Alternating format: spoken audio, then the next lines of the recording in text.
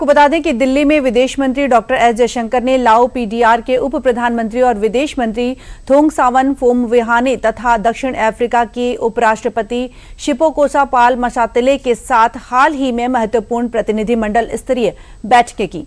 इन बैठकों में व्यापार, निवेश, रक्षा और सांस्कृतिक संबंधों को मजबूत करने पर व्यापक चर्चा हुई और बैठक में लाओ पीपुल्स डेमोक्रेटिक रिपब्लिक के उप प्रधानमंत्री और विदेश मंत्री थोंगसावन फोमविहाने ने कहा, ये बैठक दोनों पक्षों को हमारे द्विपक्षीय सहयोग में हुई प्रगति और उपलब्धियों का जायजा लेने का एक बेहतरीन अवसर प्रदान करती है। इस वर्ष हमें अपने भविष्य की दिशा तय करना जारी रखना चाहिए, जिससे हमारे दोनों राष्ट्रों को ठोस लाभ मिल सके। इसलिए हमारी यात्रा का उद्देश्य पिछले 7 दशकों से सभी प्रमुख क्षेत्रों में चले आ रहे हमारे लंबे समय के मैत्रीपूर्ण संबंधों, साथ ही फलदायी सहयोग को और अधिक मजबूत और बेहतर बनाना है।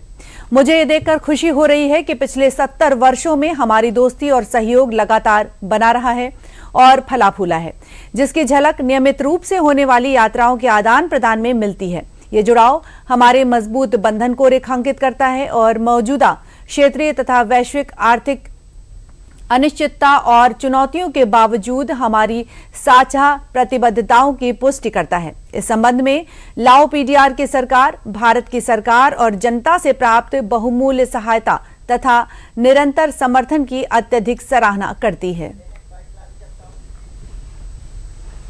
Our two countries have close civilizational ties reflected in the common heritage of Buddhism and Ramayana.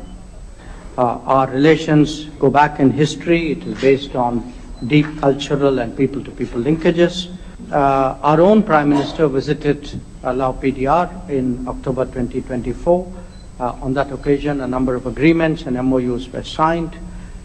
And today, we have an opportunity to review them, to explore a wide-ranging agenda, to look at our political cooperation, economic ties, defense, development partnerships, education, culture to culture, and of course our multilateral cooperation.